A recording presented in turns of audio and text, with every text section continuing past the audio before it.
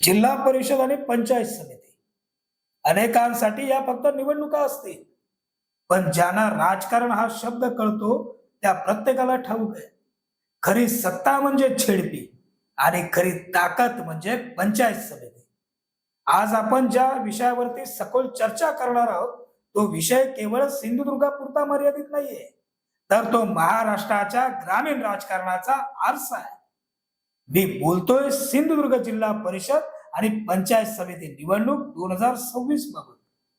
मतदान 5 फेब्रुवारी 2026 रोजी आणि मतमोजणी 7 फेब्रुवारी 2026 रोजी. निवडणूक सिंधुदुर्गाची आहे आणि परत एकदा या सगळ्या केंद्रस्थानी नाव आहे खासदार नारायण राणे यांचं. प्रश्न एकच आहे, सिंधुदुर्गात राणेंचा दबदबा अजूनही अबाधित आहे का? महायुती खरंच एकतर्फी विजयाकडे वाटचाल करते का? आणि पत्रकार परिषदेतील सर्वात महत्वाचं वाक्य, विरोधकांकडे जिंकण्यासारख्या आता ना जागा आहेत ना उमेदवार आहे. आज तारीख आहे जानेवारीची 18, तरी फेब्रुवारीच्या 7 तारीखचं चित्र आजच का स्पष्ट होतंय? नेमकं काय घडणार आहे यावर राजकारणच का लोकसालय? चला तर मग आजच्या साईच्या चावडीवर या सगळ्याचा सविस्तर वेध घेऊया. झेडपीत कसं, दादा म्हणतील तसं. नमस्कार, मी साईनाथ गावकर आपणा सर्वांचं साईच्या चावडीवर स्वागत करतो. सिंधुदुर्ग हा जिल्हा केवळ निसर्ग सौंदर्यासाठी नाही, तर राजकीय दृष्ट्याही अत्यंत महत्वाचा मानला जातो.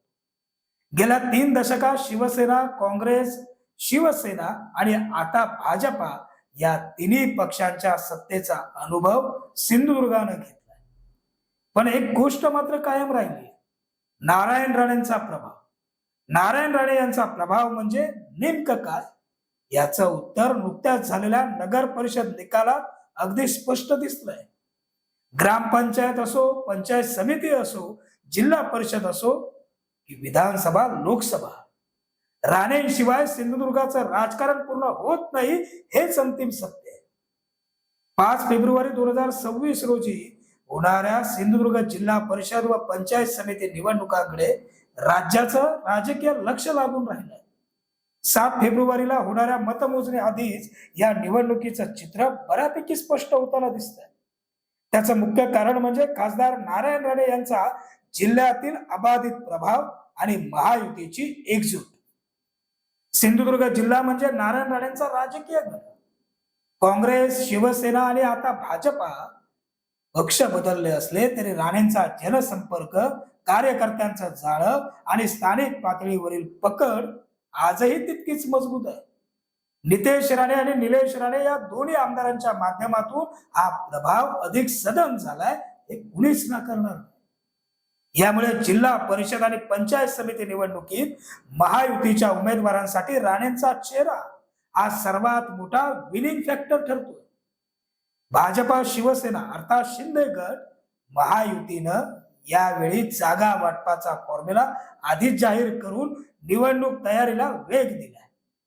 जिल्हा परिषदेसाठी भाजप 31, शिवसेना 19 जागा लढणार आहे, तर पंचायत समितीच्या निवडणुकीत भारतीय जनता पार्टी 65 आणि शिवसेना 37 जागा लढणार असा फॉर्म्युला नक्की झालाय. याशिवाय जिल्हा परिषद अध्यक्ष पदासाठी भाजपा 3 वर्ष आणि शिवसेना 2 वर्ष असा फॉर्म्युला ठरवून सत्ता वाटपातील संभाव्य वाद आधीच मिटवण्यात आलाय. कणकवलीत नारायण राणे, पालकमंत्री नितेश राणे, आमदार निलेश राणे आणि आमदार दीपक केसरकर यांच्यासारख्या नेत्यांची एकत्रित उपस्थिती महायुतीच्या शक्ती प्रदर्शनाचे स्पष्ट संकेत देत आहे. बरं, त्याच वेळी विरोधकांची लंगडी बाजू ही स्पष्टपणे अधोरेखित झाली. शिवसेना, उभाटा किंवा सगळ्यांना गोळा करून बनणारी महाविकास आघाडी किंवा अन्य विरोधी पक्ष सिंधुदुर्गात फारसं प्रभावी आव्हान उभं करू शकले नाही, हे वास्तव आहे. संघटनात्मक कमजोरी, अंतर्गत मतभेद, नेतृत्वाचा अभाव आणि सातत्यानं होणारं पक्षांतर यामुळे विरोधक आक्रमक भूमिकेत दिसत नाही. गेल्या काही निवडणुकात राणे विरोधात एकत्र येण्याचे प्रयत्न निष्फळ ठरले होते, त्याची पुनरावृत्ती यावेळी होण्याची चिन्ह आहे. पालकमंत्री नितेश राणे यांनी भाजपाची आणि आमदार निलेश राणे यांनी शिवसेनेची बाजू मांडत महायुतीचं सारथ्य दादांच्या हाती दिलं.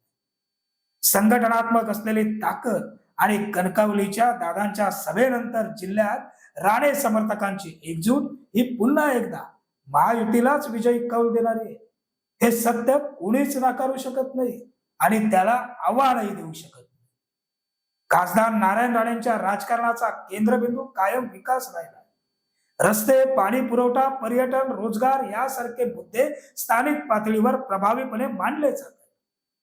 जिल्ह्यातील सामान्य मतदारांसाठी हे मुद्दे महत्वाचे ठरतात आणि त्याचबरोबर राणेंचा थेट जनसंपर्कही अजूनही प्रभावी आहे. त्यामुळे मतदारांचा कल हा महायुतीकडे झुकलेला दिसतो. एकंदरीत पाहता ही निवडणूक केवळ जिल्हा परिषद किंवा पंचायत समिती पुरती मर्यादित नाही, तर नारायण राणे यांच्या राजकीय वारशाची आणि प्रभावाची पुनर्पुष्टी करणारी ही निवडणूक ठरण्याची दाट शक्यता आहे. महायुतीची एकजूट आणि विरोधकांची कमकुवत तयारी लक्षात घेता 7 फेब्रुवारीला सिंधुदुर्गात विजयाचा गुलाल महायुतीच्या आणि विशेषतः खासदार नारायण राणेंच्या नावाला उडणार या सध्या तरी दुमत नाही. आणि हाच खरा ग्राउंड रिपोर्ट आहे. तुर्तास आजच्या साईच्या चावडीवर इथं सुरू. पुन्हा भेटू नवीन भागात. धन्यवाद.